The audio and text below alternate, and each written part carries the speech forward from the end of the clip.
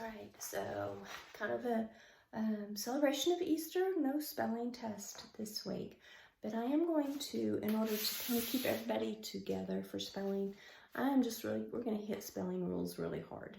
Okay, so we're going to learn some spelling rules this week, and they may be familiar to you, and I really hope that they are. And then next week we're going to apply those to a list. It shouldn't be difficult, but I want us to be, there's just things that we have to know that I'm seeing that we need to shore up a little bit. So very basic to start off with for our spelling lesson today on this lovely April the 6th, Monday morning. For spelling is our spelling rules for, so number one, this is a Q because I have my tail going back behind it.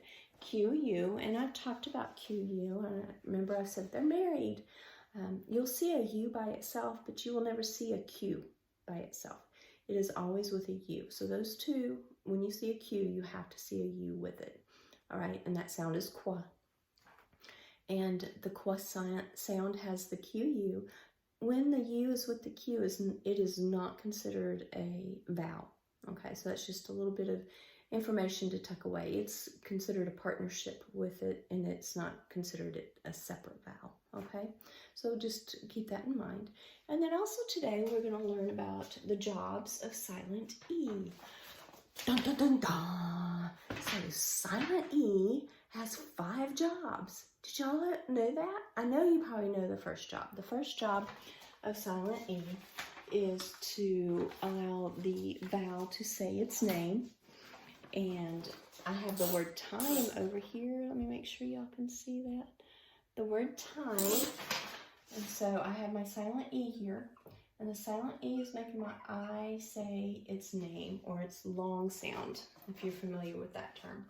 And I would actually put a little macron over the top of my I to show that it's saying its long sound. Okay, so the very first job of the silent E, there's 5 of them, is to make the vowel in the one-syllable word say its name. Number 2, English words do not end in U or V.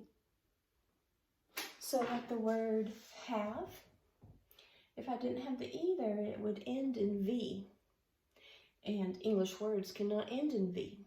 Okay, now some other words, maybe Greek or German or other words, foreign words may end in V, but English words do not end in V or U. So if you have the word like blue, the color blue, you can't, the E is not really doing anything, but we're having to make sure, because if this was, you could still say blue because the U at the end of that syllable is open, and so it would say the long U sound. But we are going to use the E because we don't ever want to end an English word in U, okay?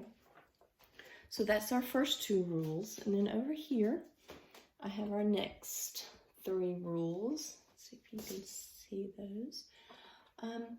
So the silent E allows the C and the G to say its second sound. Now, the C and the G each say 2 sounds. So remember, the C will make the K sound like the K, but it also will say the S sound like the S. So the C really doesn't have its own sound. It mimics 2 other letters. It makes the K sound, that's its first sound, so its strongest sound, and then the S is its second sound.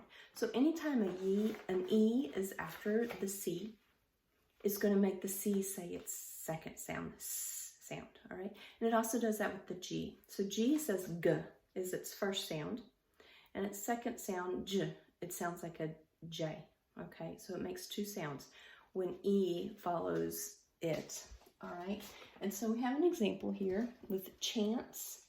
Notice our E comes after the C, and it's making that C say its second sound, chance.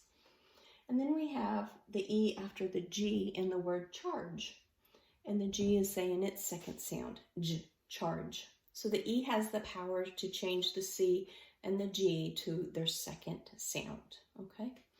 And then, number 4, every syllable must have a vowel. We've learned that. Remember when we were counting our syllables? The syllable is what makes your mouth open. And so when you're counting syllables in a word, you can put your hand under your chin, and however many times your mouth opens is how many syllables there are. All right, and it's the vowel that makes the your mouth do that. And so if you have a syllable and you don't have a vowel, you're in trouble. So in like the word little, we're going to split it between our two consonants. Lit-tle. We need that E there because we have to have a vowel. Okay, it doesn't really do anything else but say, hey, we have a vowel in this syllable. Okay.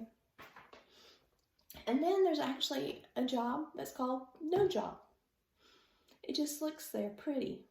It just says, hey, I'm not doing anything. Actually doesn't say anything because it's silent. But like the word are, do you think it does anything with that word? It doesn't make the A say its name. It doesn't, it's one syllable, so it already has the A, so it's not needed because every syllable needs a vowel. It doesn't end in V or U, and there's not a C or G involved. We just need that in there to just kind of make it look pretty, okay? So that's called the no job, E, when it's just looking pretty. And those are sometimes the harder ones to learn for spelling, all right? Because they just, you just kind of have to memorize it, right? All right, so we're gonna go over these again and again and again. And I'll put out a study sheet for these. We need to get these in our head, and there's a way to memorize them, and I'll go over that tomorrow. All right, I'm just wanting today just to expose you to it. I know this is the type of thing we're going to be learning. All right, have a good day.